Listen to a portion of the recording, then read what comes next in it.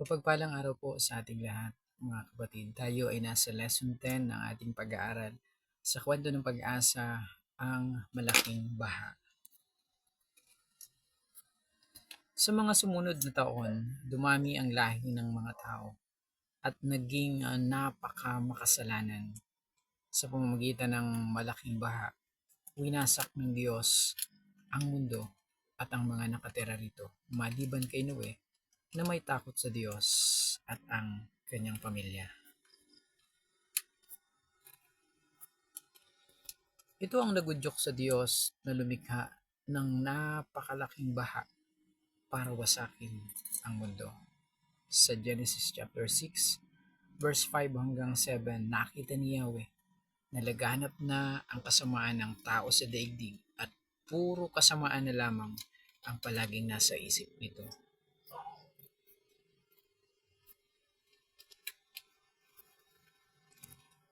Sa verse 6, kaya't labis na ikinalungkot ni Yahweh na nilikha pa niya ang tao. Sinabi niya, lilipulin ko ang lahat ng taong ni aking nilalang. Lilipulin ko rin ang lahat ng hayop at mga ibon. Ikinalulungkot kong nilalang ko pa ang mga ito. Maliban kay Noe, masasama ang lahat ng tao sa paningin ng Diyos at laganap ang tarahasan sa lahat ng dako. Sa verse 12, ito ang kalagayang nakita ng Diyos sa buong daigdig. Namumuhay sa kasamaan ang lahat ng tao. Anong pinagkaiba ni Noe sa mga tao noong kanyang kapanahunan? Si Noe ay lumakad kasama ng Diyos. Sa Genesis chapter 6 verse 8 hanggang 10. Ngunit si Noe ay naging kalugod-lugod kay Yahweh. Ito ang kasaysayan ni Noe. Matuwid at mabuting tao si Noe noong kanyang kapanahunan.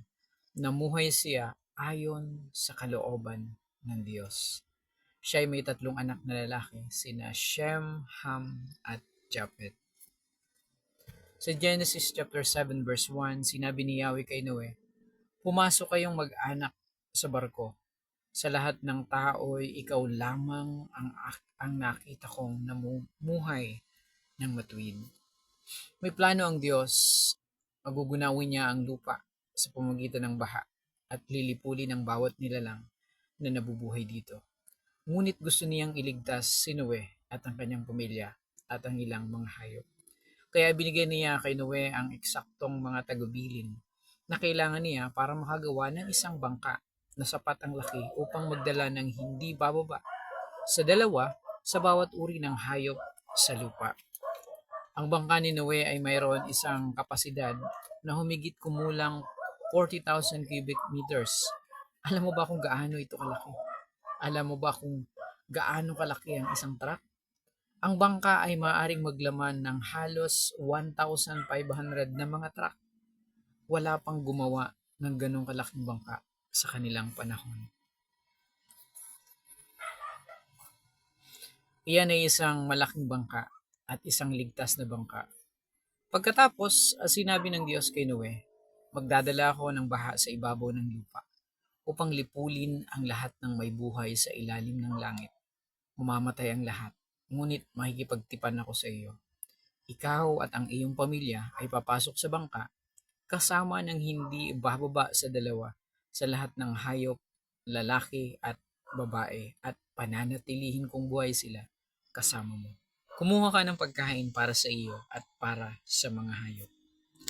Kaya ginawa ni Noe ang bangka at ito ay natapos sa wakas. Isang araw, sinabi sa kanya ng Diyos, pumunta ka sa bangka kasama ang iyong pamilya.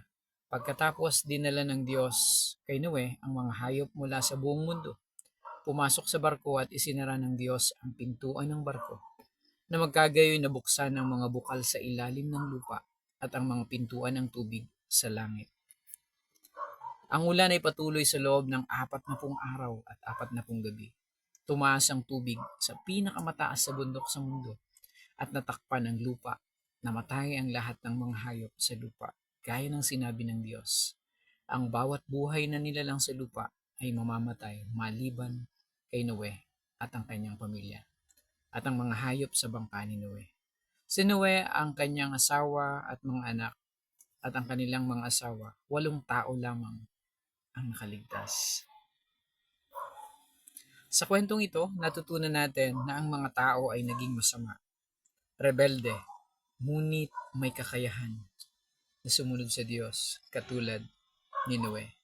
At ang Diyos ay banal at galit na galit sa kasalanan, ngunit siya ay pantay humatol. Salamat po. Pagpalain tayo ng Panginoon. Magandang araw po sa ating lahat.